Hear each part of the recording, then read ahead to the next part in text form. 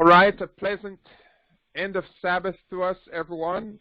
We will continue in our deliberation of the dragon's roar. This is number 20. The dragon's roar talks about Laudato Si, common good, and the remnants of COP26. I have a very important face on the screen there. That's General Michael Flynn, who was very active with the Trump campaign in the early days of his presidency, and has had some issues with the Russian collusion. We will leave that part until later on, but I just wanted to show you his face there because he has an important statement to make that we will want to feature. This morning I shared with you the idea that there are 7 beasts, and the beast in Revelation 13, the two-horned beast, is actually the 6th beast and not the 7th or the 5th. It's important to see that because there are many people, including Seventh-day Adventists, who have made a terrible blunder in assigning identifiers to the leopard-like beast that really belongs to the two-horned beast. And this evening's presentation should clarify that beyond any doubt whatsoever. Let's take a survey at the 5th beast. And why is that ordered in the reverse? Okay, I see. So we'll take a look on the 5th beast first, and then come back and go down, rather, to the 6th and progress throughout the course of the chapter. It's so important to understand the language of the Bible as it is written, as God intends it, because what that does is to clarify our position in the Scriptures. And you know, there's so many people who walk around with a warped view of the Scriptures, right? But we don't want to have a warped view of the Bible. We want to have a clear understanding, thus saith the Lord. And what we've studied so far is evidentiary that there are many misunderstandings, and even within the body of those who are called with a unique message for this time, they do not fully embrace the truth. They don't fully understand the message that was given to them. And as a result, they end up joining with systems that they think are benign, but according to prophecy, they are not. They're the enemy in the gate. So I'd like to, if I could get this to adjust itself, to open our discussion with Revelation chapter 13, and we'll take the first 6 verses and look at those, and from there we wade our way through the rest of the chapter. So let's see where this goes here. Revelation 13, and I call this slide the 5th beast, and there's good reason for that, and we'll see that shortly. And I stood upon the sand of the sea, and saw a beast rise up out of the earth, having 7 heads and 10 horns, and upon his horns 10 crowns, and upon his heads the name of blasphemy. And the beast which I saw was like unto a leopard, and his feet were as the feet of a bear, and his mouth as the mouth of a lion. And the dragon gave him his power and his seat and great authority. And I saw one of his heads as it were wounded unto death, or wounded to death, and his deadly wound was healed, and all the world wondered after the beast. Now, this beast has been generally described as the Roman Catholic Church, or the papacy. And when people see this beast, they identify him as the papacy. But it is not fair to call the entire beast with 7 heads and 10 horns the papacy, because the beast is a conglomeration of all the beasts before, and we will see that shortly. So it's important to see what was wounded, because that which was wounded is a part that represents the papacy. So if you look at verse 3, it says, I saw not all, but one of his heads, there are 7, as it were wounded to death. So it's just one out of the 7 heads was given the deadly wound. People who have not been careful with the scriptures apply the entire beast to the papacy. But it's just the wounded head that really represents the papacy. And this is clear from Daniel, because Daniel saw a horn that had a head to it. It's a horn-head fusion, which shows a church and state combined. So let that sink in. The head that was wounded represents the papacy. Certainly, that's the most influential part in the beast. And so we focus on that, but we should not ignore the fact that there are 7 heads, because the meaning of the 7 heads is also important. If one head wounded represents the papal institution, then all 7 heads, and the papal institution be a church system, then all 7 heads are religious entities as well. And we will see this when we look in Revelation 17. The heads are not the hills of Rome, the 7 hills in which Rome is built. The heads are religious systems to show, and the horns are civil powers. And the horns are crowned, shows that there's a separation of church and state. So we're looking in the world at this time, both civil and religious, the political world and the religious world. So the number 10 is a number of universality, as there are 10 virgins, but they're not 10 people that make up the church. The number 10 is a universal number that God employs in Scripture. You know, the toes on the image in Daniel, they're 10. And so, the horns are 10. So this is a pattern in prophecy. The number 10 shows universal. Now, I wanted to dwell on this just for a little, because we should appreciate the specificity of Scripture on these matters. So here we have a beast, and Daniel tells us that a beast in prophecy represents a political system, a kingdom, or a king. The king heads up that kingdom. So the king can represent the kingdom, or the kingdom with its government is also presented. For example, when Joe Biden went over to COP26, the United States government was represented there. Of course, he took some additional cabinet members with him also. And so he was the foreign ambassador, the chief ambassador to the country. So the head that's wounded, I struck it with that star. I made sure rotating the star in a different orientation, but that head has been healed. So we'll call that one the papal head, that big head. But this is the 5th beast.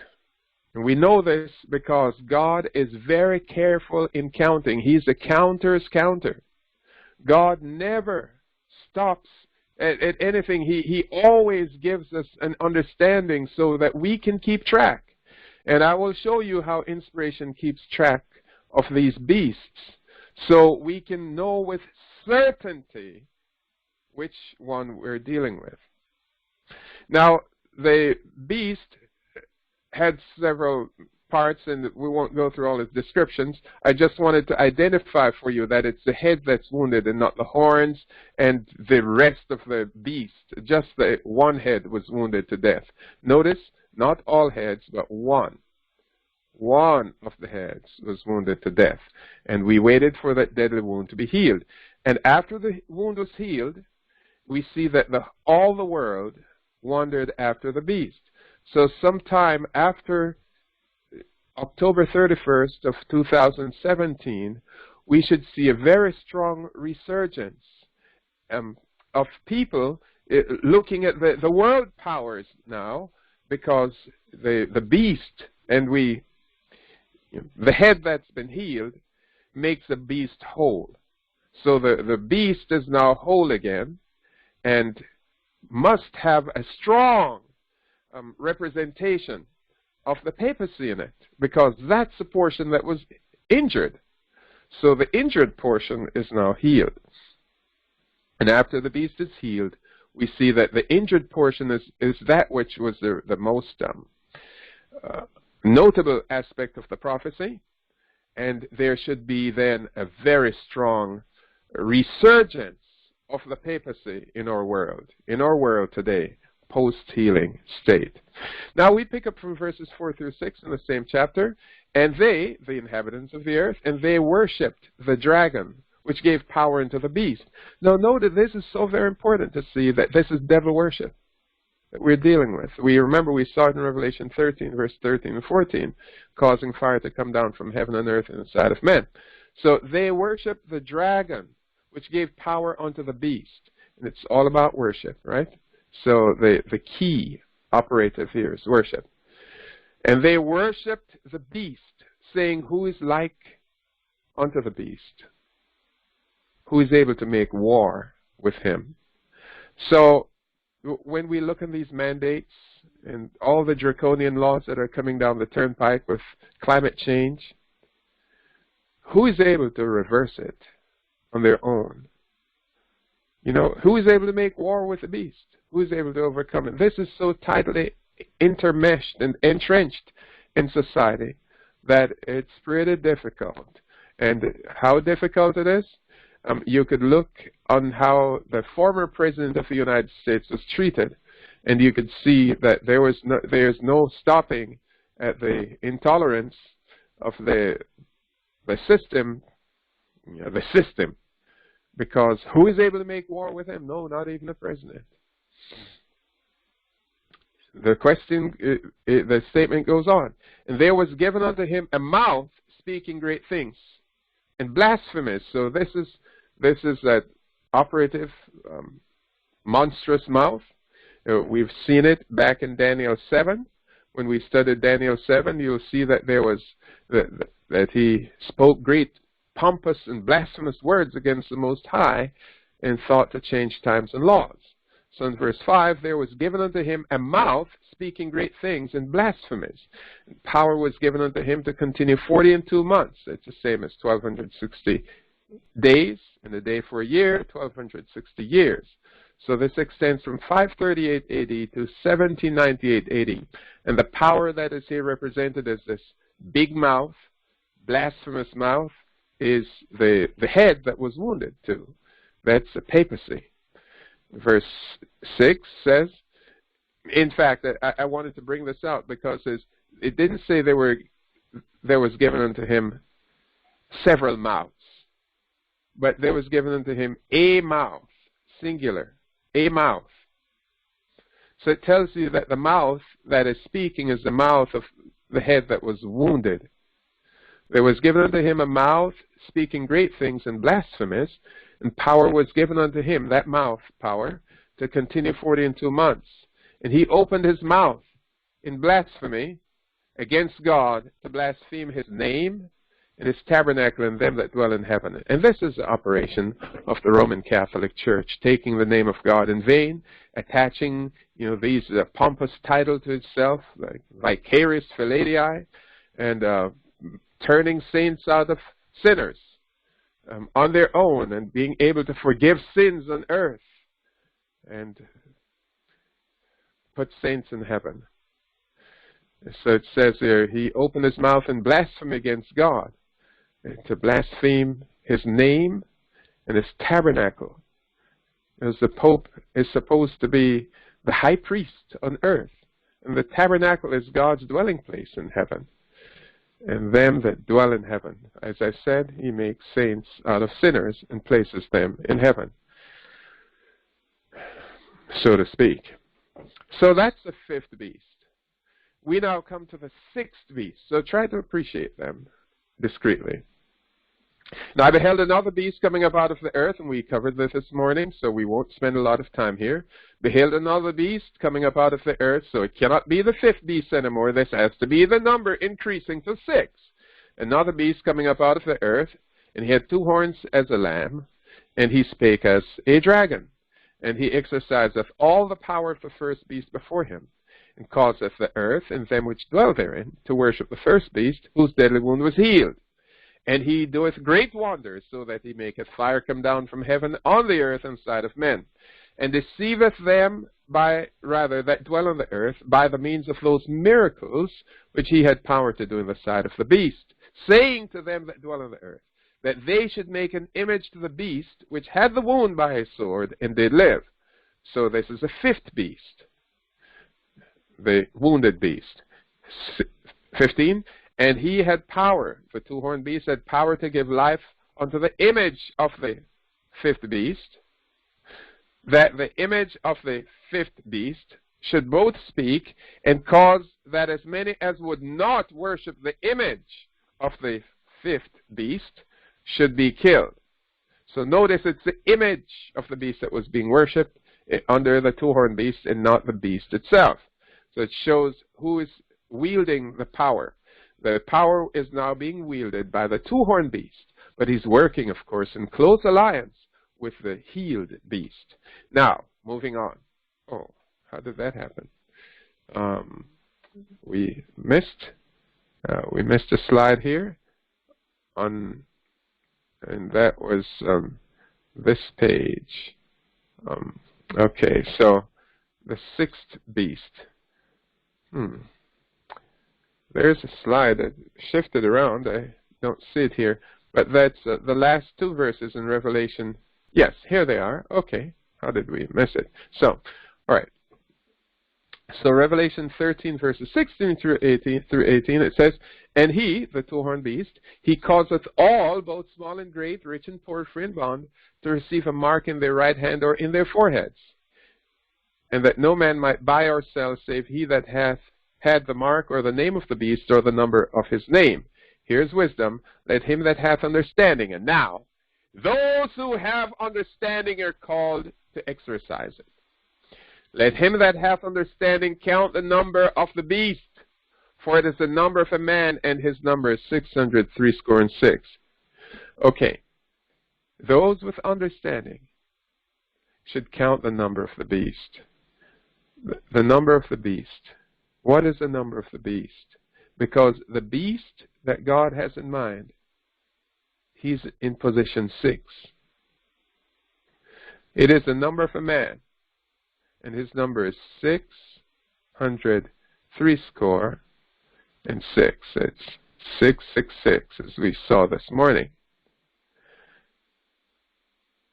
It is important to see this and to make this distinction because of what we'll see shortly. As God has placed a number in each of the beasts. Each of the beasts has a number. And that's why we took the time to talk about the fifth beast. And then we will see shortly the seventh beast. Actually, why don't we do that right now? Let's look at the seventh beast so that we can see all of them lined up. Revelation 17. Now, before I go there, remember in Revelation 13, we spoke about the image of the beast, as in verse 15. The two-horned beast is to make an image. An image. So if you have a beast with 7 heads and 10 horns, and you're going to make an image of him, would he come out with 5 heads and 2 horns? No. He would also come out with 7 heads and 10 horns. You're making an image. Okay. With that understanding, let's go forward. Revelation 17 now. And there came one of the 7 angels which had the 7 vials, and talked with me, saying unto me, Come hither, I will show unto thee the judgment of the great whore that sitteth upon many waters, with whom the kings of the earth have committed fornication, and the inhabitants of the earth have been made drunk with the wine of her fornication. So he spoke of a woman. We didn't see the beast as yet, so let's read about him. Did we skip verse 4? Skip verse 4. And upon her head, that's not good. So let me see. It looks like I skipped verse 4 inadvertently. So let me bring that into the picture here. And copy that and see if I can easily and quickly throw it in where you can read it. This has always been the difficult part. Okay. So in Revelation 17, we'll pick up now with verse 4. see if we can, verses 4 and 5. So, pardon that oversight there. All right, so here it comes again. So verse 4 says, "The woman was arrayed in purple and scarlet color and decked with gold and precious stones and pearls, having a golden cup in her hand full of abominations and filthiness of her fornication. And upon her forehead was a name written, Mystery Babylon the Great, the mother of harlots and abominations of the earth. And I saw the woman drunken with the blood of the saints and with the blood of the martyrs of Jesus. And when I saw her, I wondered with great admiration."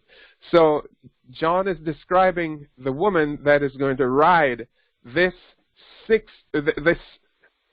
other beast now. And we're not going to give him numbers yet, as the Bible didn't as yet. So I'm going to press on, just for us to tie these portions. Verse 7, "The angel said unto me," actually, let me go back. Just one step. So back in verse 1, notice it says,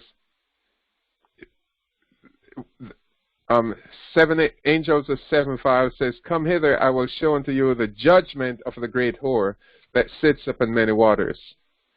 And the purpose of the vision then is to show the judgment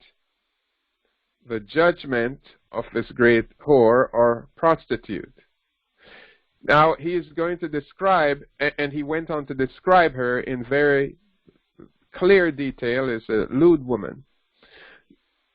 Keeping that in mind, it says, it continues in verse 7 now.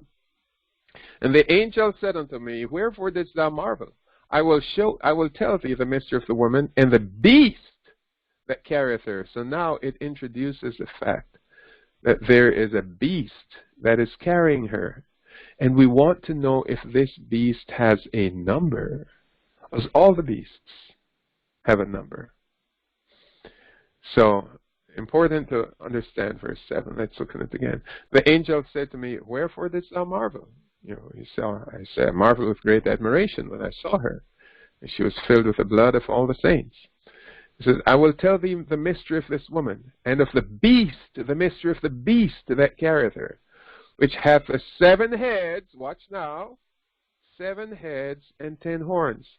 Now, do not make the terrible mistake by citing this beast in Revelation 13. This is not the Revelation 13 beast. It's an image of that beast that we're looking on. Remember what we saw. John said in verse 15, Revelation 13, verse 15, "The 2-horned beast had power to give life unto the image of the beast." Or in verse 14, it was telling those who dwell on the earth, saying to them that dwell on the earth, that they should make an image to the beast which had been wounded by the sword and did live. So the wounded beast is the one to whom an image will be made. And when that image is made, it has to have 7 heads and 10 horns, otherwise it's not an image. That should be clear. Verse 8, Revelation 17 now, verse 8. "The beast that thou sawest was, and is not, and shall ascend out of the bottomless pit, and go into perdition. And they that dwell on the earth shall wonder, whose names were not written in the book of life from the foundation of the world, when they beheld the beast that was, and is not, and yet is." So here you have the beast that was, past tense, is not, present, and yet is, future. "And here is a mind which hath wisdom." So just as it says, "Let him that hath understanding count the number of the beast," here is a mind that hath wisdom. So God is calling attention to the same entity. "The 7 heads are 7 mountains in which the woman sitteth." So the 7 heads are mountains, not hills, but the mountains. Just as a beast is symbolic of a nation, you can't then say the 7 heads are literal 7 mountains. That makes no sense. Because the 10 horns represent kings. The woman is not a literal woman. The beast is not a literal beast.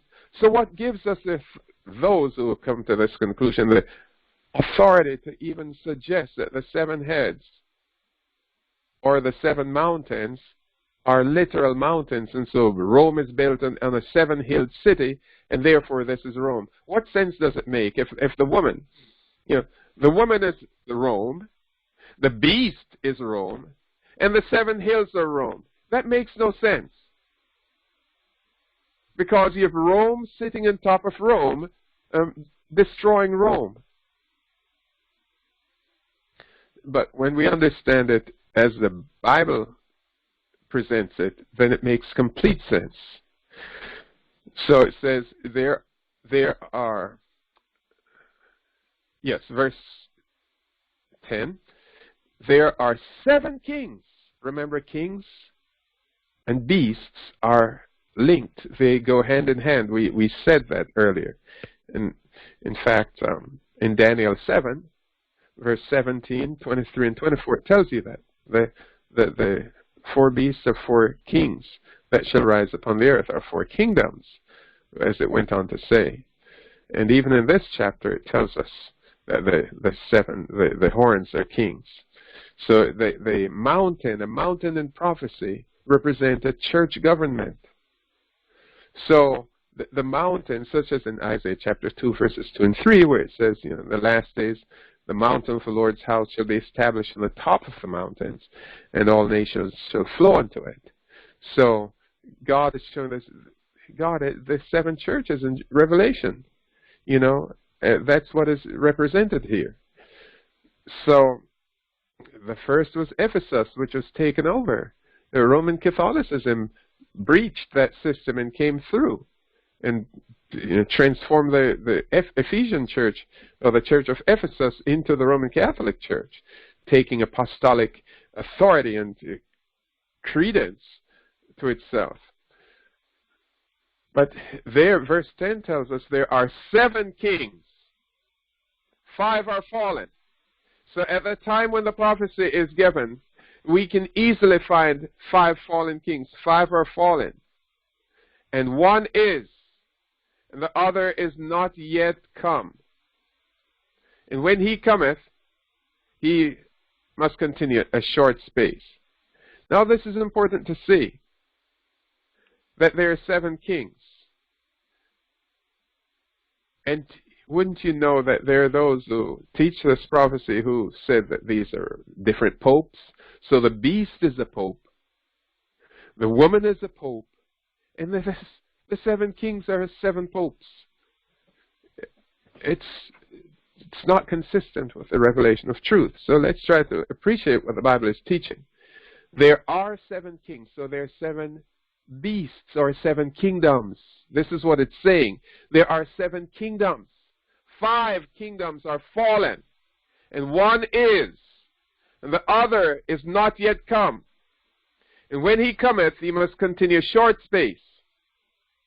And the beast that was and is not, even he is the 8th, and is of the 7, and goeth into perdition. The 7 what? Do you see where the Bible uses the term kings and beasts interchangeably? There are 7 kings. This should be clear to us, so that the kings are representative of kingdoms. For this scarlet beast says that the beast was and is not, even he's the 8th, and is of the 7. The scarlet beast is the 8th beast, but is of the 7. And he goes into perdition. So let's try to pictographically understand this here.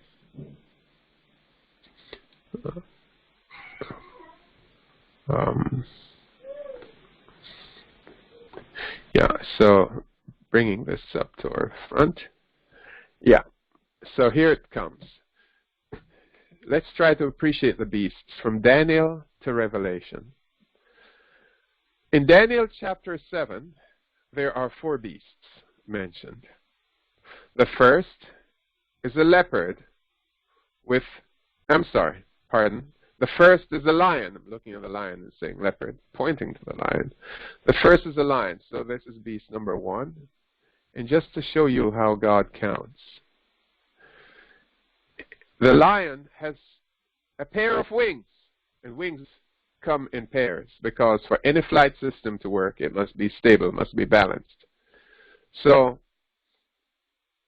there are 7 kings, and the lion is the first kingdom. There's the kingdom of Babylon. And God used it to represent, the beast itself represents the empire as a superpower nation. But 2 wings, the pair of wings, shows that it's not the first kingdom on earth, that there was a kingdom preceding it. But it was not one that came as a result of ferocity and warfare among the nations. So the kingdom of Adam, the Adamic kingdom that lasted up until the time of the flood, that was a kingdom. Lots and lots of people lived on the earth prior to the flood. So the wings showed time periods, and God was marking time. So although the lion is the first kingdom of savagery, the pair of wings, God was keeping count of time. And so the 2 wings shows it's the second kingdom from Adam. The bear is the second kingdom of savagery, second world power, representing the Medes and the Persians, the lion representing the Babylonians. I'm sorry, I put number 3 there for a reason, but let me erase it first and then get back to that. And let's see if we can make a cleaner one here. Okay, so the lion is the first king. Call that the first kingdom, world empire, but it's the second kingdom from Adam. The bear is the second world empire as a result of savagery among the nations, but it's the third kingdom from Adam. And how did God keep count of it? He placed 3 ribs in the mouth of this bear.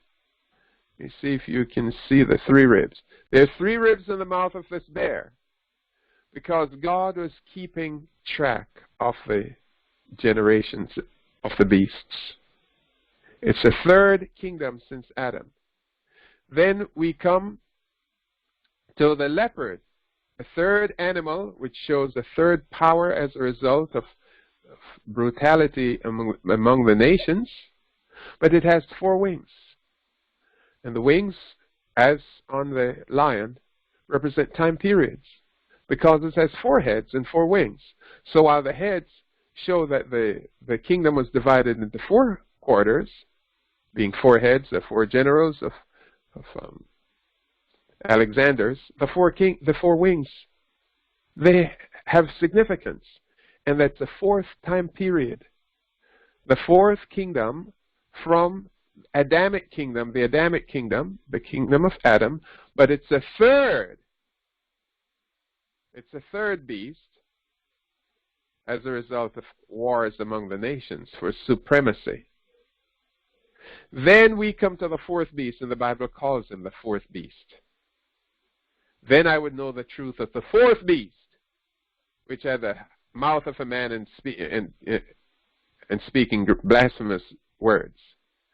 So the Bible calls this beast, which had 10 horns, it had 1 head first, or he had 10 horns first, and then 1 horn uprooted 3. So these 2 beasts showing the same beast in 2 stages. When he had 10 horns, and after the little horn with a big mouth came and uprooted 3 horns and inserted itself. So this is beast number 4. That's the 4th kingdom as a result of warfare among the nations, because that represents the Roman Empire. Both the imperial Roman Empire and the papal Roman Empire. And so it brings us naturally to the 5th beast. The 5th beast of prophecy then is this leopard leopard-like beast, which had 7 heads and 10 horns, and one of the heads wounded to death. That's the 5th beast. After that beast came another beast with 2 horns, and he's the 6th beast. But this beast is local because he doesn't have 10 horns. So God used this beast as the representation of a man. Says, here's a number of the beast, and it's a number of a man. Because all the other beasts had universal significance to them. But this 2-horned beast is unique. He's the 6th beast.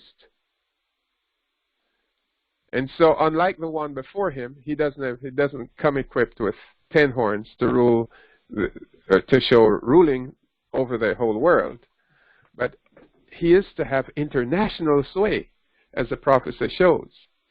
So it's important, though, to see that this beast with 2 horns is a number 6. So the number of the beast is 6.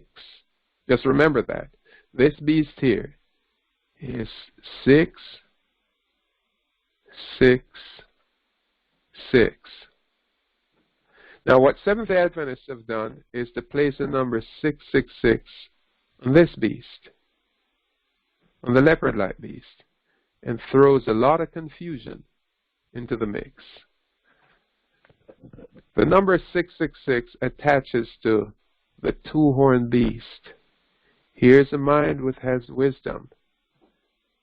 Count the number of the beast, for it is the number of a man. Now we come to the 7th beast. The 2-horned beast is to make an image to the 5th beast. The 6th beast is to make an image to the 5th beast. And he is called beast number 7. But beast number 7 is also beast number 8. Up here. Beast number 7 is beast number 8 and will go into perdition. So this makes it very clear for us to see when it says there are 7 kings. 5 are fallen. So let's try to appreciate this now. There are 7 kingdoms. We're talking post-world kingdoms here, universal sway. The lion kingdom, which is Babylon. The bear kingdom, Medo-Persia, 2nd. The leopard kingdom, Grecia, 3rd. The Roman kingdom, both its imperial and ecclesiastical stages. That's the 4th kingdom.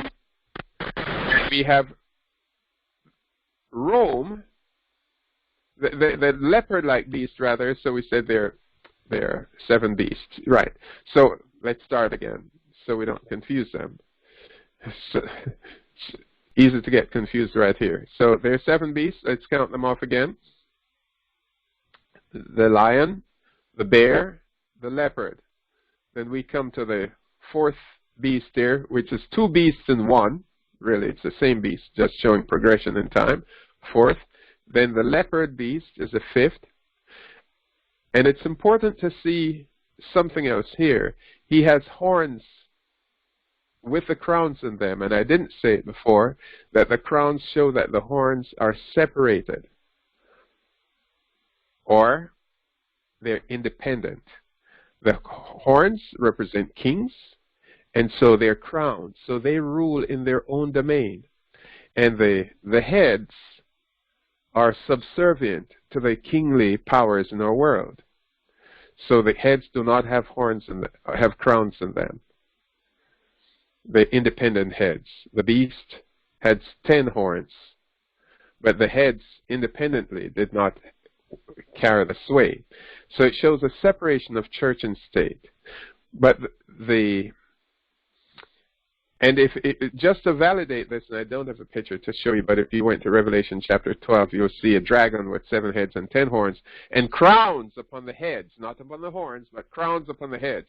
It's a difference there, because now you have a civil religious system where the civil authority is not on the head or the church, under such a system, then the church rules. And we're going to see that the image that the two-horned beast is to make to the leopard beast is going to be one in which the church rules. Try to appreciate that. So the two-horned beast, which is the sixth beast, is to make an image to the fifth beast, and that's called the seventh beast. So here we have the seventh beast. Now, the beast, the image of the beast, doesn't have crowns on his horns, because it's not a world that respects religious liberties. It's a world that is ruled by the woman being a religious entity, not a political entity. It shows that the church rules the world in such a situation, which takes us back to the era of the Dark Ages, and that's why the kings are uncrowned. They have power as kings, but they were not vested with the authority to rule as kings in their own sovereign estate. And the Lord allows it to be such, so that His word can be fulfilled. So, just to go back again and fill this out, because it's so important to see that there are 7 beasts, and there are also 7 kingdoms, and why the number 8 is mentioned, and 7. So if we're to count from Adam, and let me see if I can find a marker in a different color, then that would perhaps help us so we don't confuse ourselves. Let's make it green. So here, the first kingdom, Adam's kingdom, down here, kingdom number 1. Then we have Babylonian kingdom. It's really kingdom number 2. The Medo-Persian, kingdom number 3. And the Grecian, kingdom number 4. Rome, kingdom number 5. Then we have this Rome, kingdom number, yes. Then we have here, this is why we have a local system. This is our world after 1798, kingdom number 6, which really we saw how the two-horned beast carries out the career of the system before him. So it comes under the same kingdom head. And kingdom number 7 is right here, the image beast. Image beast. So the two-horned beast comes under the era of the leopard beast, a healed stage. Leopard beast in this healed stage, or just wounded coming into healed stage. Notice something interesting, that we have a number 8 now. That's after the millennium, after emerging from the bottomless pit. And this is very clear from Scripture. Here's why. The Bible says, let me go back to it to clarify that part, which I didn't elaborate upon. It says in Revelation 17, notice what is happening. Because the bottomless pit, wherever you see the bottomless pit mentioned, that means something happens here with the millennium. It shows the earth at this stage of development. Look at verse 8, for example. The beast that thou sawest was and is not. So here he was, is not, and shall ascend out of the bottomless pit and go into perdition. So perdition means everlasting destruction. That's a big giveaway. God has really clarified this for us. So the beast you saw he has 3 stages of existence. He was, he is not, and he shall ascend or shall be resurrected out of the bottomless pit and go into eternal damnation, perdition. Here's more clue. They that dwell on the earth, whose names are not written in the book of life from the foundation of the world. It comprehends all the people, from the first unrighteous person all the way down, from Cain all the way down. Those whose names are not written in the book of life from the foundation of the world, they will behold the beast that was and is not and yet is. You cannot have this to be a pope in Rome, and Cain sees the pope today, the beast that was and is not and yet is. Because it says, they whose names are not written in the book of life from the foundation of the world, they shall behold the beast. They will see the beast that was and is not and yet is.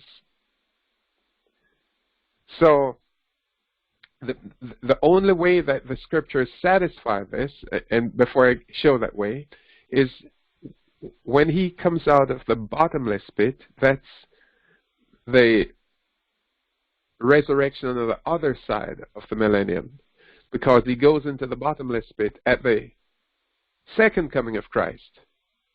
So verse 8 shows a beast that thou sawest was. He existed before the coming of Christ. Is not, that during the millennium when all life on earth is ceased, ended.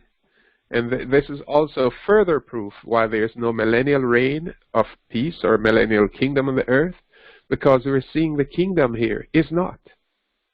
And shall ascend out of the bottomless pit after the 1,000 years. Those who have been thrown in the bottomless pit will come out again to face the final judgment of God. That's Revelation 20. And they shall go into perdition. That's everlasting damnation, not everlasting burning fire, but everlasting damnation. And it identifies them as they who dwell, and says, and they that dwell on the earth shall wander. And who are they? They're they whose names were not written in the book of life from the foundation of the world. And they will wonder when they behold the beast that was and is not and yet is. So all the unsaved from the foundation of the world will get to see this beast that was and is not and yet is. The only way that is possible is in the resurrection. And since he's to go into perdition as the eighth beast, and of the seven, then bullseye. God bullseyes it for us. We can see it here. He's of the seven, but he's also the eighth and goes into perdition.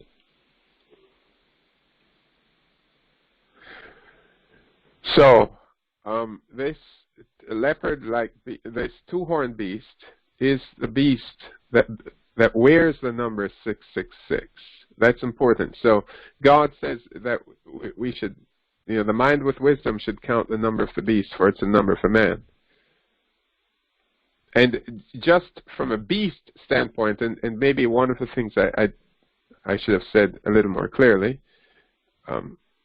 so from a beast numbering standpoint, you could count the beast: a lion first, a leopard, the lion first, a bear second, the leopard third, this nondescript four, this leopard-like fifth, then the two-horned beast comes in sixth, and then the scarlet-colored beast comes in seventh. Okay. Let's press on. Where else shall we go? Oh, yes. So let me go back and pick up something I thought I left out. Okay, so back to now to the number 666. That is a number that has been played around with, and I shared with you this morning that this number has been played around with by a number of entities in recent times. Revelation 13, verse 18. Here's wisdom, let him that hath understanding count the number of the beast. count the number of the beast. So just because we see there's a number of his name, it doesn't give us license that the number of his name and the number of the beast are one and the same. It says, here is wisdom, let him that hath understanding count the number of the beast. And we saw that each beast has a number. And we saw that there's the beast ahead of us is the beast number 7.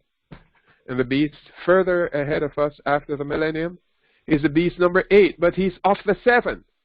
So he bears identity on this side of the millennium. So he has 3 stages. Before the second coming of Christ, during the millennium, and after the millennium, at the descent of the holy city. Okay, so with that said, I wanted just to give you this. Here's the United States Congress, playing with the number 666 again, under what is now known as a Trace Act. And this is from congress.gov. It says, all information except text for H.R. 6666, COVID-19 testing, tracing, or reaching rather, and contacting everyone. It's called the Trace Act. And, you know, I'm going to write it this way. If my marker can get here. And let me, so I'm going to write it this way. 6 hyphen 6 hyphen 6 hyphen and 6. So you can see that they've been really having a good time playing around with this number. And I'm going to do one more thing. I'm just going to circle the last 6s here. This is coming from Congress, the 116th Congress, from 2019 through 2020. And the Trace Act is H.R. 6666. What does the Trace Act do? Remember, what we're looking on in Revelation is that there's a power that is to enumerate every human being so that no one can be left out of this count. So what does the Trace Act of 6666 do here? To authorize, it says, to authorize the Secretary of Health and Human Services to award grants to eligible entities to conduct diagnostic testing for COVID-19 and related activities such as contact tracing through mobile health units and as necessary at individuals' residences and for other purposes. Those other purposes, we do not know what those are, but it is to contact anyone and everyone, even to your residences. They must carefully and accurately account for every breathing human being. That's what the Trace Act is. Now, when you think about that in the light of Revelation 13, verse 15, where it says, and he had power to give life to the image of the beast, that the image should speak and cause that as many as would not worship the image of the beast should be killed.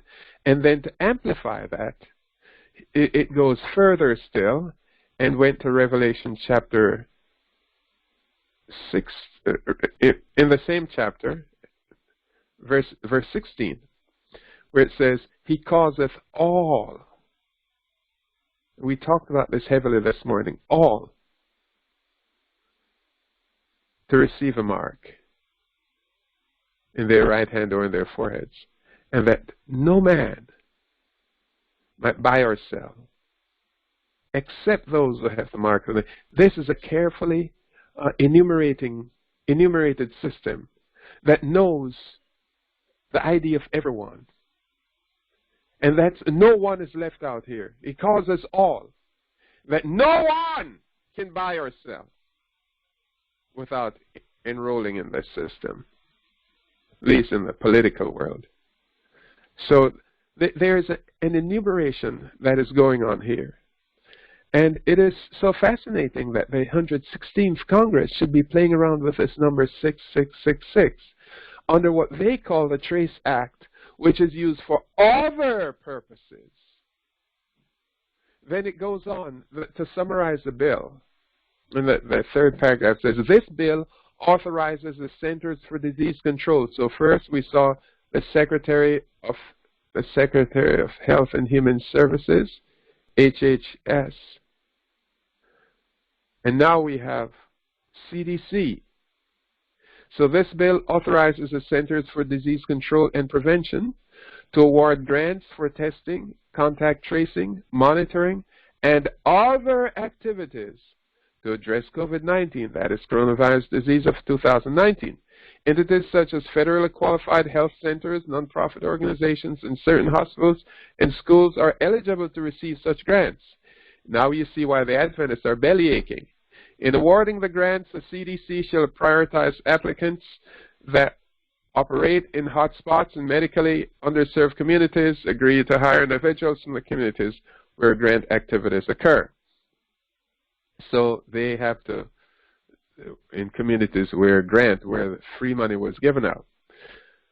But I thought it very interesting here that the Trace Act is to enumerate Americans, and its counterpart will be used and is being used really around the world in a similar way. Here, the vaccine reaction, this is an enlightened conversation about vaccination, health, and autonomy. It's called the Vaccine Reaction website. It says, U.S. Surveillance Bill 6666, the devil in the details. On June 8, 2020, as if vaccine passports, COVID-19 contact tracing, and the Rockefeller Foundation's plan to reopen America don't really pose enough of a threat to civil liberties and democratic society, here comes a new bill, H.R. 6666, the COVID-19 Testing, Reaching, and Contact Tracing Everyone Trace Act. Notice, it's everyone. The bill was introduced and referred to the House Committee on Energy and Commerce by Rep. Bobby Such from 2020. And it was interesting, it says here, the bill has 64 co-sponsors. And the writer says, all Democrats. That's significant, too. So it goes on. Needless to say, many an eyebrow are being raised over 6666 in the resolution. It seems both unfortunate and ironically apt, as noted by Cheryl Chumley on May 12th in the Washington Times. Mark of the beast, and so on. So they are seeing these pronouncements there. But the paper went on. H.R. 6666, a mostly unconstitutional bill. Needless to say, many an eyebrow are being raised over the 6666. I saw that paragraph already, so this is a thing I didn't read, so I need to go back and just I will edit that slide out. Okay, mark of the beast, for a beastly, monstrously unconstitutional bill. After all, that's more devilishly un-American than launching one of the most massive government surveillance programs of private citizens in U.S. history, all under the guise of protecting people from the coronavirus. In a nutshell, H.R. 6666 calls for taking $100 billion of our taxpayer money to fund our own persecution. That's how the Vaccine Reaction Report sees this. And then it goes on, says, while H.R. 6666 may not be satanic, it's certainly devilish, Bob Barr writes in a May 20th, 2020 Marietta Daily Journal op-ed. Barr, president and CEO of the Law Enforcement Education Foundation, is a former U.S. congressman for Georgia's 7th District. Make no mistake, the bill is a dangerous piece of legislation, not because of its number, but because of its substance, bar rights. It is the latest in a long line of legislative vehicles to increase the federal government's power to gather and database private information on citizens. And that's the part I'm looking into as well. To gather information and compile, database that information on U.S. citizens. In this latest effort, House Democrats have employed the tradecraft for which the Congress has become notoriously adept, hiding the true purpose of legislation behind the facade of protecting people from a known or perceived danger. So you could appreciate when they tell us, take the vaccine. It's what they say, the benefits outweigh the benefits outweigh the cost. And you see dead bodies, and they say, oh, they're sleeping. And we say, we don't believe you. You know, just look around. See, the places with the highest level of vaccination have the highest hospital rates and highest infection rates from the disease. And they're blaming it on the unvaccinated. They're lying to us. So, he goes on to say, the specific provisions within H.R. 6666 pose a very real danger, not only as a standalone bill, but as a possible amendment that could be slipped into the most recent massive COVID-19 stimulus bill that passed the House last week. And so segments of this, as I shared with you this morning, went into play for what is now here in Code Section 666, 3 sixes instead of 4. And I shared with you this morning, this is Opera News, or in Opera News. It says, Democratic House Speaker Nancy Pelosi has quietly slipped in a provision to amend U.S. Code Section 666 to levy $700,000 fines on companies that do not enforce highly controversial vaccine mandates into Democrats' $3.5 trillion reconciliation budget bill after Joe Biden called for persecution of businesses with over 100 employees that do not force workers to take the vaccine. Now, all of this was projections at the time. Now it's no longer projections. We see that the bill has passed, and this mandate is in there, the $700,000 fine under U.S. Code Section 6666. So this is for beast number 6. I just wanted to point that out. And we've shared this part this morning, so I can pass it on. I shared this with you this morning as well, page 168. And so it says the Act of 1970, 29 U.S.C. 666, is amended accordingly with from 70,000 to 700,000. Now, time to switch gears just a little here now. So let's lay this aside. We're seeing one draconian measure after another. So want the whole nation, and yea, the whole world, under an economic system that's unified. And then there are forces that are pushing for the world to be under a religious system that's unified as well.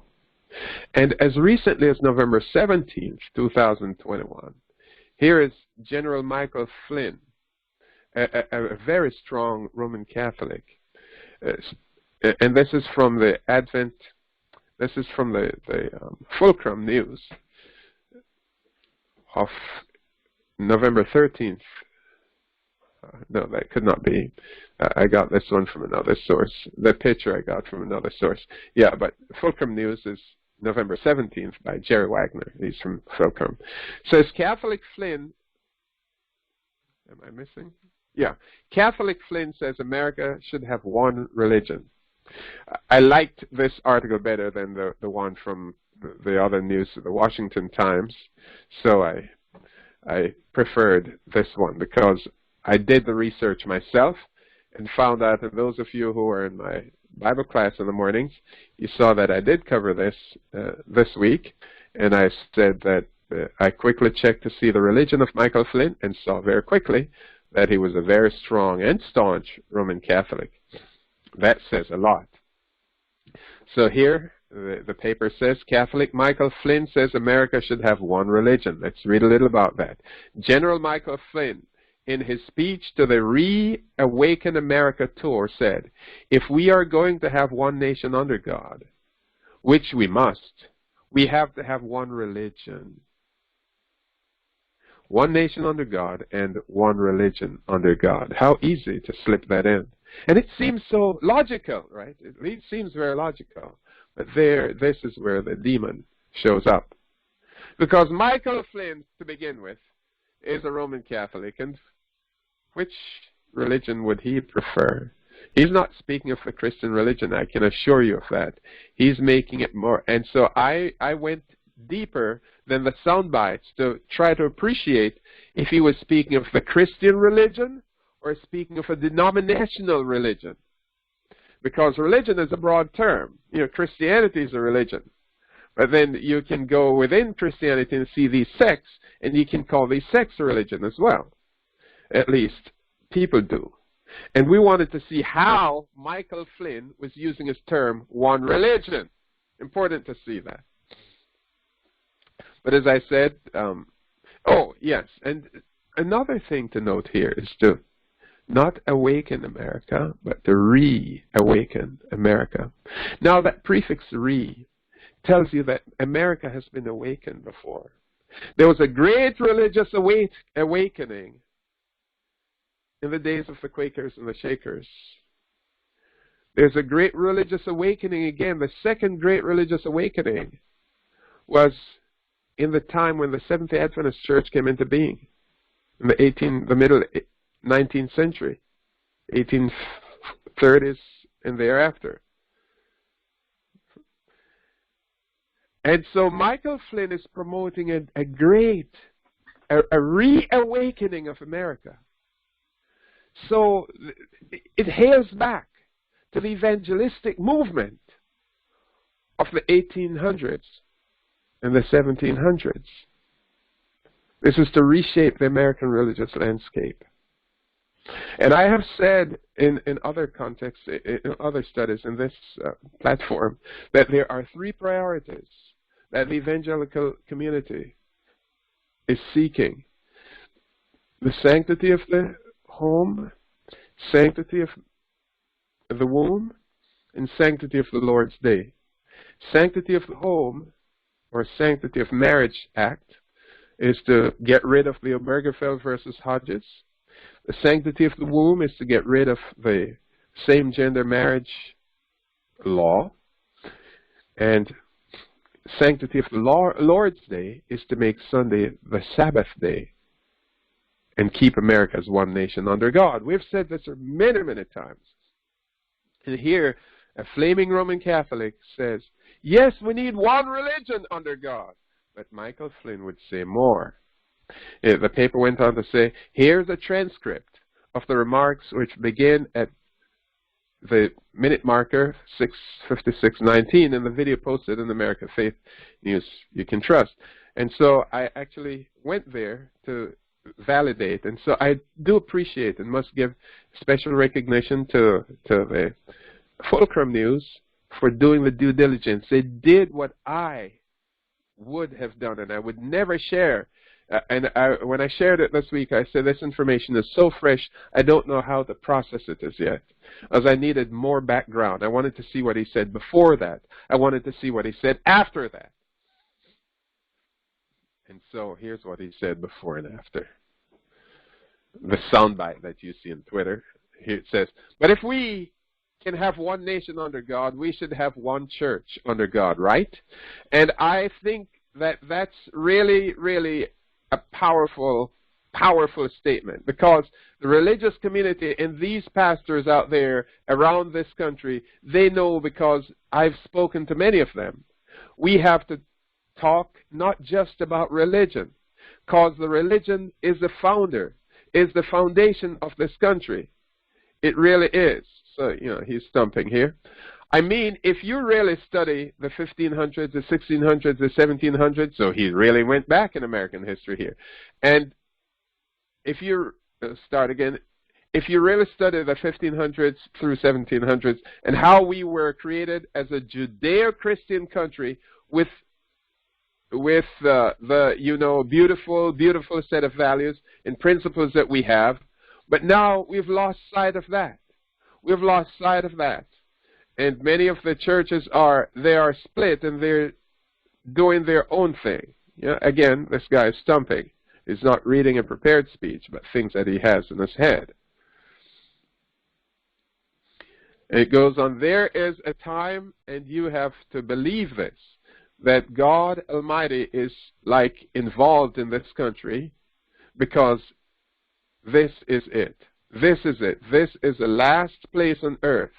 This is a city on the hill, the shining city on the hill. Ronald Reagan spoke about the shining city on the hill. Your best days are yet to come.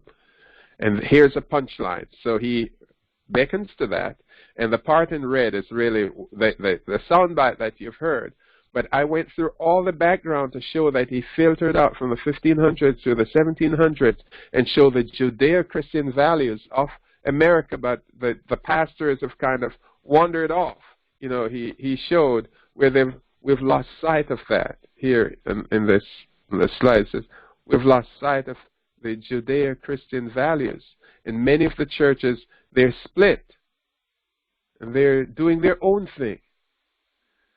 So now he wants one religion under God that will bring the churches together, because the churches are split.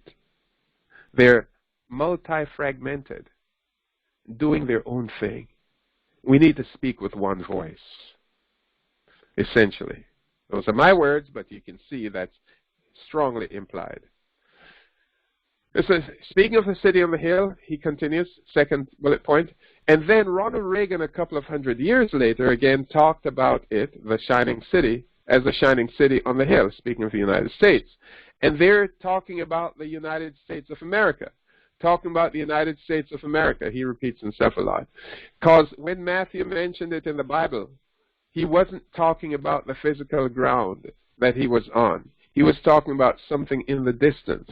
And here's the punchline now. So, if we are going to have one nation under God, which we must, we have to have one religion, one nation under God, and one religion under God, right? All of us together, working together. Sounds like common good to me. I don't care what your ecumenical service is or what you are. We have to believe that this is a moment in time where this is good versus evil. End of quote. And so, all the churches must work together. And this is the capstone of the religious right and even the religious left. They desire to have this solidarity or fraternity among themselves. So, the Pope, and let me see where we are in our time. Okay. Yeah, so just to bring us in some perspective on climate change and all the other things. So we saw getting the churches under one religious head, and Michael Flynn is activating, and there's a very strong political base that is not happy with the United States right now. And you could see they said Joe Biden's approval rating is very low. And so even among Democrats, his approval rating is quite low. So early in his presidency. So even the stimulus bill that was $1.75 trillion did not help his case. In fact, it plummeted further after signing that bill. It went down from 38 to 36 approval rating. So that could change over time.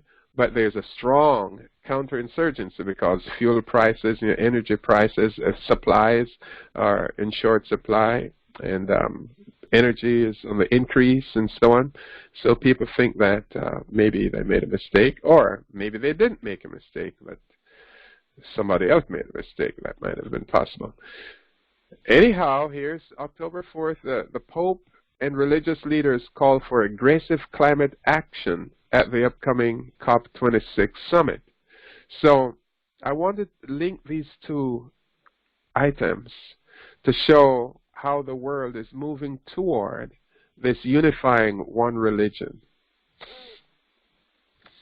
So it says here from Vatican City, Pope Francis and dozens of religious leaders today signed a joint appeal to governments to commit to ambitious targets on the upcoming UN climate conference, while promising to do their own part to lead their church members into more sustainable pro-environmentalism behavior. Now, among those who were present, but they were observers, were Seventh-day Adventists. You know, we talked about that this morning. Seventh-day Adventists love to be observers in these contexts, and so they were with the Pope there and just observed everything and said precious little, if anything. Went on. We have inherited a garden, Pope is saying. We must not leave a desert to our children, said the appeal, which was signed at a formal ceremony in the Apostolic Palace before being handed over to the head of the COP26 conference, Alok Sharma. And I want you to remember this name because of what follows. So here, all of these religious people representing 84% of the world's religions gave a document to the president of COP26 that this is their mandate to him, or their heartfelt desire, demand, really, and coming from the Pope. And I haven't seen the religious affiliation of this man, Mr. Sharma, as yet, but I suspect it'd be Catholic leaning. Sounds like he's Sharma. He looks Indian or Pakistani. He could be a Muslim, but be that as it may, they're all leaning in this direction. So I wanted to see his religious background because it helps the conversation, the understanding too. But Alok Sharma was given this very precious document to take to COP26. He's the president. It says, for the religious leaders, care for the environment is a moral imperative. Now just remember this. The religious leaders, is it a moral imperative for Seventh-day Adventists too? That's an important question to settle. For the religious leaders, the paper says, care for the environment is a moral imperative to preserve God's creation for future generations and to support communities most vulnerable to climate change. It's an argument Francis has made repeatedly and most comprehensively in the 2015 encyclical Laudato Si, and was echoed Monday by imams, rabbis, patriarchs, and reverends who shared how their faith traditions interpreted the call, many of them insisting that faith and science must listen to each other to save the planet, save the earth. They're worshiping the creation more than the creator. And so this is just breathtaking. But just hang there with me for a little. So, and I think there's another slide I will swap over before I go to the next one. It says, Faith and Science, an appeal for COP26, is the latest initiative to rally momentum and outrage ahead of the October 31 through November 12 summit in Glasgow, Scotland, that experts say is a make or break. Watch now. It is a make or break chance to curb greenhouse gas emissions. It follows a youth climate summit in Milan last week and an early appeal by three Christian leaders, Francis, the Archbishop of Canterbury, Justin Webley, and spiritual leader of the world's Orthodox Christians, Ecumenical Bartholomew, Patriarch. There were Adventist youth present. He goes on to, the paper goes on, there were Adventist youth present at the Youth Climate Summit in Milan. Unsurprising, since many of our leaders in the SDA Church have already joined the radical environmentalists in their green fervor. Here are some links, and he provided some very good links. So, but it is interesting to see that Seventh-day Adventists were there, the Adventist youth. Now, you remember a young woman by the name of Greta Thunberg, and she's been an inspiration to many in politics and in the religious circles as well.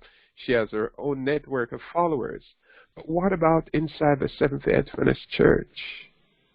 Well, here, this is September 20th of 2019, Adventist Review. Why I'm Striking for Climate Change. Subtitle, a 14-year-old Seventh-day Adventist from Australia shares their rationale for climate action. So we're giving voice to these climate activism within our church. These are political issues, and we're giving voice to it on our religious platform here. And as you can see, they're showing the earth crusted to the left, green in the middle, and this rising ocean levels. The green with the water, I don't know if that means rainfall is overwhelming. I don't know, but whatever that is, they're showing climate change reactions here. But here's the voice that they're giving to these youth activists. I am Kayla. I'm 14 years old, and on the School Strike for Climate Sydney team, I'm also a Seventh-day Adventist. Oh, were we so proud, to identify with Greta Thunberg. She's a Roman Catholic or Catholic leaning. I don't know what she is. And here we have a committed Seventh-day Adventist who's now being given voice, an international platform for climate action. That's what I wanted to see. As well as having several non-religious motivations for being passionate about the environment, I am concerned that Christianity has a heavy emphasis on looking after the earth that we have been given and caring for the creatures that live on it, which we are very clearly not doing. So she's excoriating the church for not doing its job. The earth is not an endless pool of resources for us to exploit for personal gain. It is dying in our very hands, and we are not doing enough about it. So here the Adventist Church is giving platform and voice to climate change activism, Laudato Si, and saying we're not doing enough. The church is clearly not doing enough, and we are not doing enough to protect the earth from dying. Just think of a Seventh-day Adventist. Think of our Christology regarding the death of this earth. That we know that this earth is in high state of decay. And it's waiting to just be remade. And we're going to give voice at this late stage in our history. We're going to give voice to environmental concerns while we trample in the three angels' messages. That is preposterous.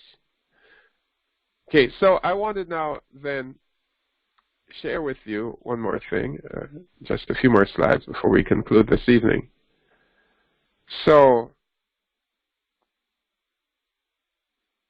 Pope Francis tells COP, this is Earthbeat, this is a Catholic outlet. It says, Pope Francis tells COP26 to show political will, not defer action on climate change. So they must find all the muscles to do the right thing. And don't come back to me and say you didn't accomplish the task. For the judgments of God will be upon you. I shared that with you. Francis threatened the judgment of God will pour down upon this earth if his climate change policy doesn't get voted into law. November 2nd, 2021.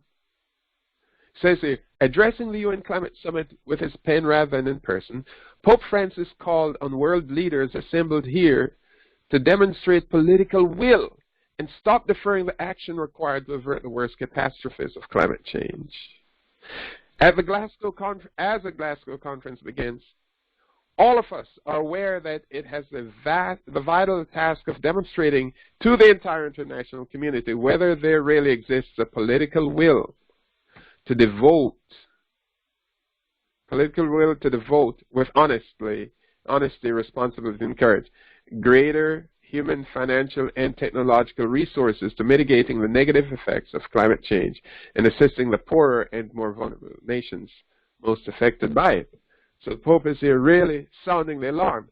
And I like this slide. It says here, Cardinal Petrino Parolin, the Vatican Secretary of State, read an excerpt from the message on the Pope's behalf on November 2nd, the second day of the two-day summit of world leaders. Parolin was the final speaker at the summit, which, watch now, Parloin was the final speaker at the summit, which featured addresses by more than 120 heads of state, giving Francis the last word before COP26 pivots to the negotiating phase that will dominate the conference that is scheduled to end November 12th. Pope Francis had the last word to these 120 heads of state concerning their need to demonstrate political will and get this ball in play. It says, as if to drive the point home, Parloin handed Francis's message directly to Sharma. That's Alok Sharma. Remember that man, remember that name, after he finished. So after he was finished excoriating them, he gave this document from the Pope to Mr. Sharma. So what's Mr. Sharma supposed to do? And I'm not seeing it on my list here. Where did it go? It should have said tearful Alok Sharma. Well, it looks like I didn't copy it over here. I'm sorry. But Mr. Sharma became very tearful when he did not complete the Pope's bid to eliminate coal. They had to water down the document that says, you know, we will eliminate coal altogether by 2030. Oh, here it is. Tearful Alok Sharma apologizes to COP26 as deal overshadowed by last-minute concessions on coal. Alok Sharma offered, and this is from Yahoo News, says, Alok Sharma offered an emotional apology to COP26 on Saturday as the agreement of a historic climate deal was overshadowed by last-minute concessions on coal. The deal was hailed as an important step towards keeping the global goal of limiting global warming. And it says, drama engulfed the critical vote on the plan, however, after negotiators bowed to India and China's demand for the wording of a commitment on coal power to be watered down from phase out to phase down. They wanted to kill coal use and production by 2030. And so China and India, being billions of people strong, they won the conversation and said, let's not say phase out. That's too fast. Let's do phase down. That means they're a ramp down so that they can work on that frontier. But Sharma was tearful because he had to face the Pope. Notice, in their own words, tearful. And the video is there, but I won't play it now. Tearful Alok Sharma apologizes. He was not apologizing to COP26. He was apologizing to the Pope. And that's why he was tearful, because he has to go before the Grand Master. Then, as if that were not enough, here's Nancy Pelosi. One religion under God. This is only yesterday's news, and I didn't click the link. I don't have the link here active, but so as I was grabbing it so quickly, if I can get it, I'll bring it on the screen because it makes a powerful statement. So anyhow, here we have Nancy Pelosi. It says, "This is God's creation." Pelosi invokes religion for climate change action after UN summit. So now they're ramping up religion, religion, religion, a call for worship. Remember, I shared it with you this morning. This climate change is a call for worship. To emphasize the moral imperative to combat climate change, House Speaker Nancy Pelosi invoked her religious beliefs in a press conference on Thursday. Her religious beliefs is Roman Catholic. Remember that.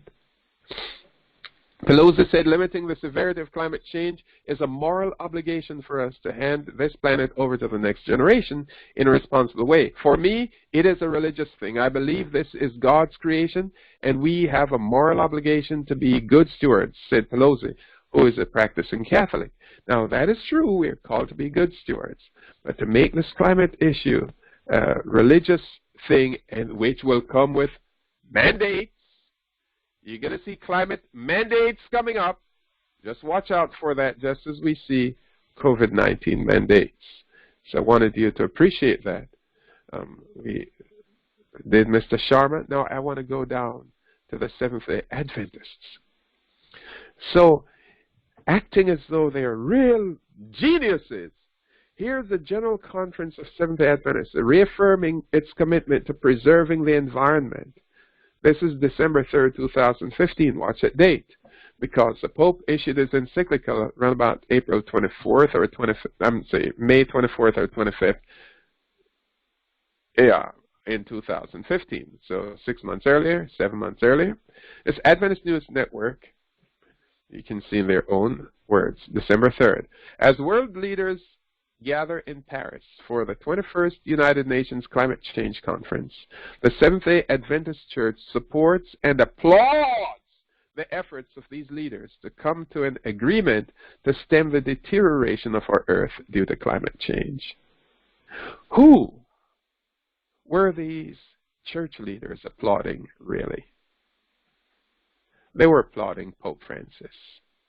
Just let's be clear about that. And I will document for you that they were applauding Pope Francis. Nothing to do with the third angel's message. With Francis's, they were singing with appellations, Laudato Si, Laudato Si. The Seventh-day Adventist Church has long supported responsible stewardship of all God has created and reinforces its belief that we all need to be responsible for the resources He has given us. As early as 1995, the Church issued an official statement on the environment. The statement reads as follows. So now they're making themselves looking relevant and prophetic by saying, we saw this coming from 1995 and we put statements on the record. So we're on record saying this, 20 years ago. And, 20 more and more years ago.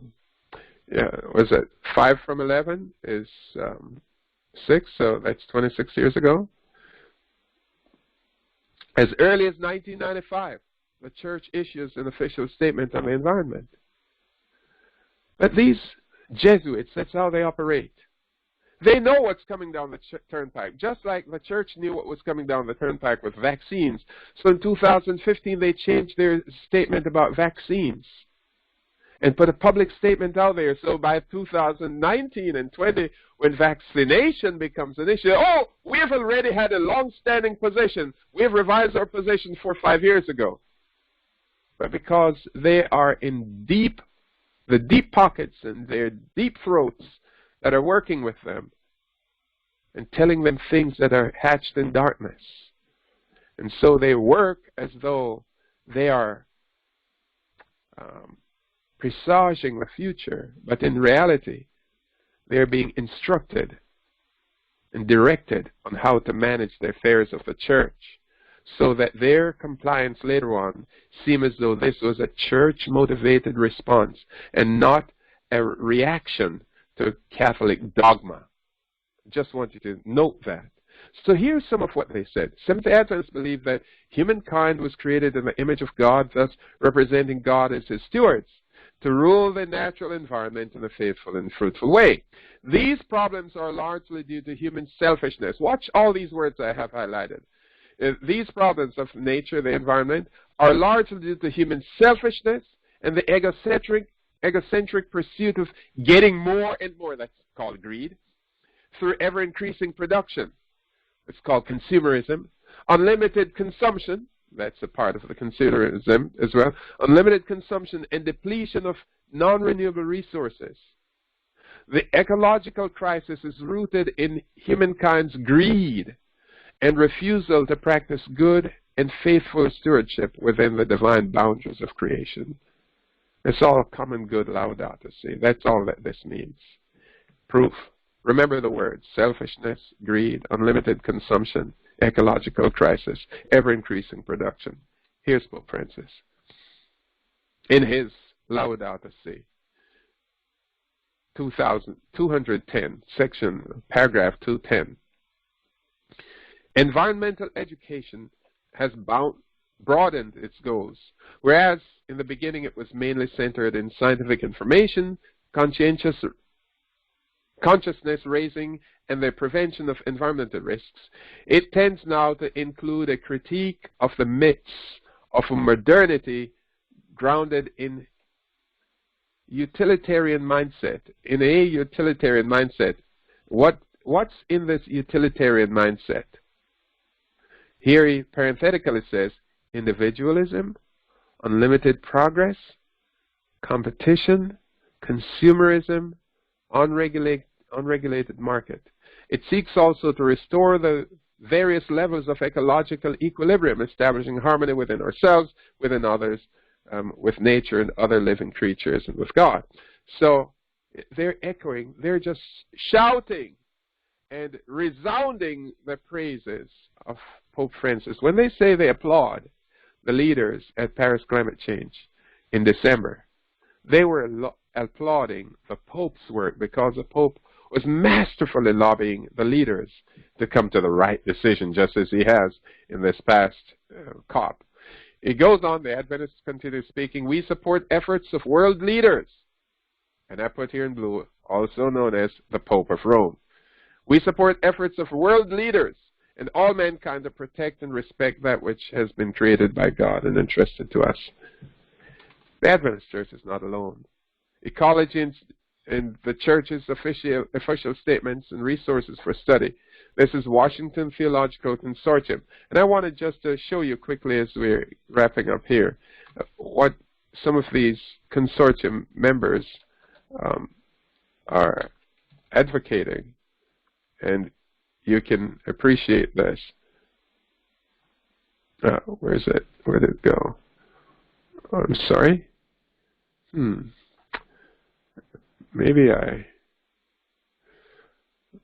okay, I can get it back really quickly, so let me make sure of that here. Thought I had my screen ready to go. So let me see, it might be on this other screen that's you don't have access to. And I'll bring it over as soon as I find it. Okay, let me click on the link inside the document so that we don't waste any time here. I really wanted you to see this. How do we get to it here? Just get to these churches. Because you've got to appreciate how deep our Seventh-day Adventist Church has entrenched itself in these wicked world systems. And okay, here it comes. Over to you now. So, and maybe I can give you something larger to see. Here, this is from my slide. It says, Pope Francis's timely encyclical on the environmental crisis, Laudato Si, culminates years of deliberation and study by Christian churches of all traditions about the ecology, theology, and our moral responsibility for the earth as our home. Washington Theological Consortium presents this resource for all persons of faith to engage this challenge with greater ecumenical understanding and depth. Focuses on churches in the United States and their global communions. Now I want you to see the date. This is June of 2015. Remember, the Adventist paper was written in December, or published in December of 2015. And the Pope's document was written in May. I didn't have it here, but it's in May of 2015. So the Pope came first, followed by the ecology, the Washington Theological Consortium, and it says all the churches in the United States are involved with this. So I wanted you to now appreciate this. So I'm just going to do a search here, Control F, and type in Adventist. We come up 9 times. Seventh-day Adventist. Stewardship of the Environment, 1996. We had our statement there. Now, And I'm not going to go through the statements. So I'm going to encourage you to read that because I shared a good portion from it already. The Dangers of Climate Change, 1995. Remember, they appealed to their 1995 historic and philosophical, far-seeing position. But what I wanted you to see is all the churches that are involved here. And we'll just take a gander of some of them. Anglican Communion, Episcopal Church in the United States, then Baptist churches, Christian churches, Eastern Orthodox churches, Lutheran Methodists, Peace churches, Pentecostal Presbyterians, Roman Catholic Church, they're notable there, Seventh-day Adventists, related communions of faiths, ecumenical organizations network, evangelical organizations, and so we are wrapped over in this business here. 158 pages worth. We're wrapped over in this business.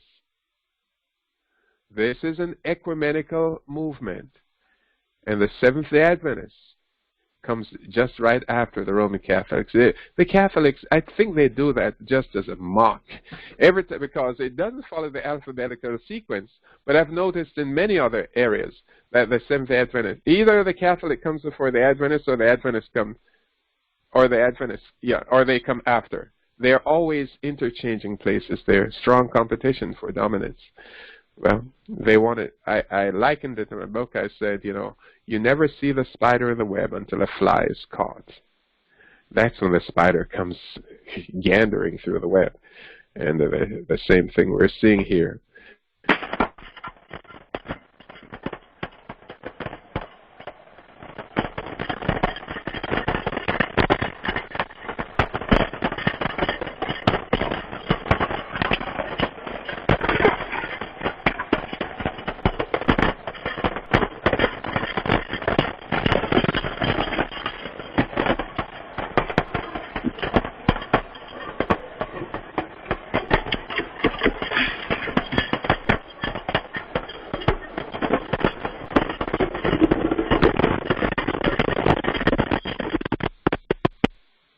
We have lost your sound. All right, so let me do this as we get to wind up here. Get you another slide. So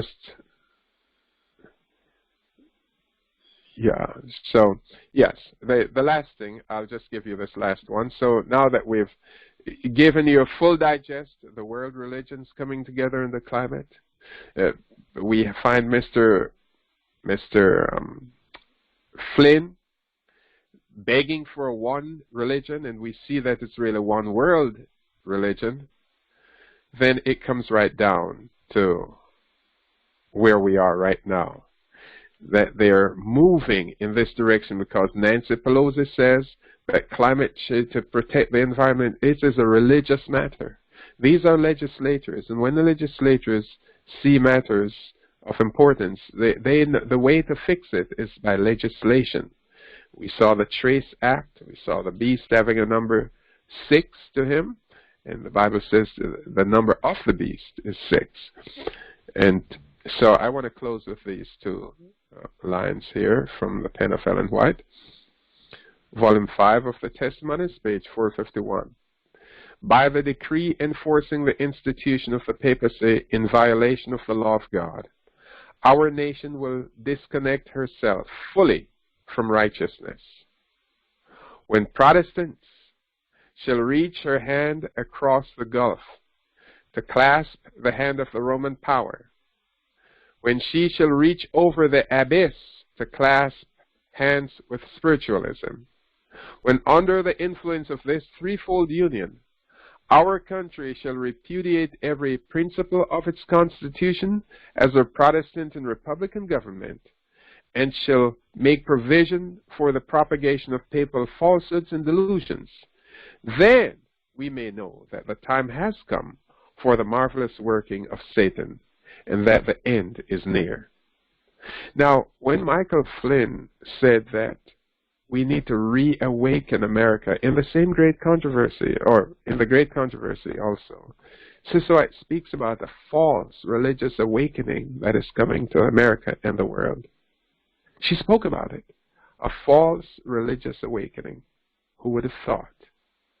We're the cusps of seeing that again, as prophecy declared. Lastly, Ellen White again, page 451 of volume 5, paragraph 2. As the approach of the Roman armies was a sign to the disciples of the impending destruction of Jerusalem, so may this apostasy be a sign to us that the limit of God's forbearance is reached, that the measure of our nation's iniquity is full, and that the angel of mercy is about to take her flight, never to return. The people of God will then be plunged into those scenes of affliction and distress which prophets have described as a time of Jacob's trouble. But the good news of it all is that God will not leave us to deal with Jacob's trouble all by ourselves, because Michael shall stand up and deliver all those whose names are found written in the Lamb's Book of Life. This is where Michael comes in. Daniel 12, my final reading for this evening. Verse 1 and 2, which we've seen so many times. I'm sorry, that's not Daniel 12. Sorry, that one was not Daniel 12. Got in the wrong position. Type in 12, got Daniel 1.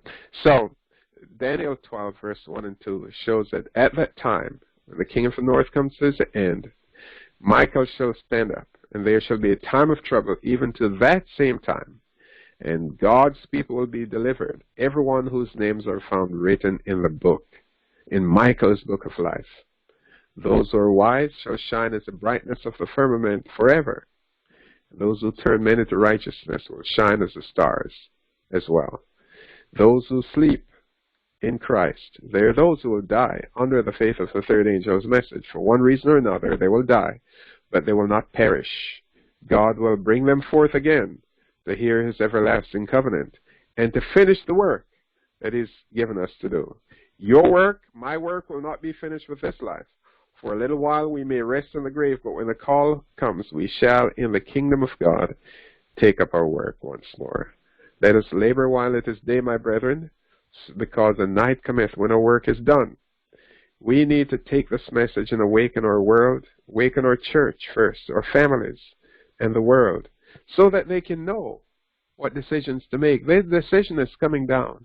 I mean, the decision between a vaccine and religion and all the other mandates that are coming, this is not affecting just the church, but we are seeing immediately that the church is pushing the mandates.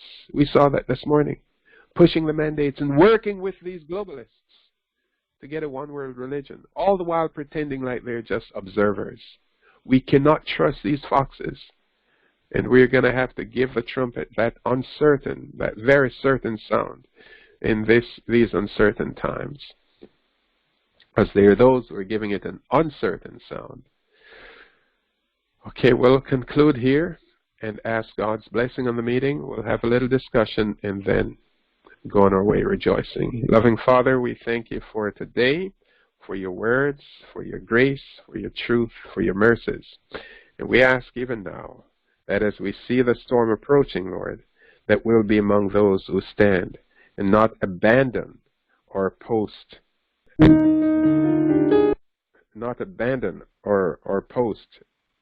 and become drunkards, smiting each other, seeking for supremacy and a place in this world. But may we find our highest place at the foot of the cross and live to worship you in the beauty of holiness. As the Sabbath day has passed in some parts of the United States, we thank you for it and ask your blessing as we move upon the threshold of a new week. And may you keep us as those who are still observing Sabbath to guard the edges of the Sabbath day, and that we might all receive the blessing that you have in store for us. Those who honor and obey your commandments, you promise that you will cause to ride upon the high places of the earth and feed them with the heritage of Jacob.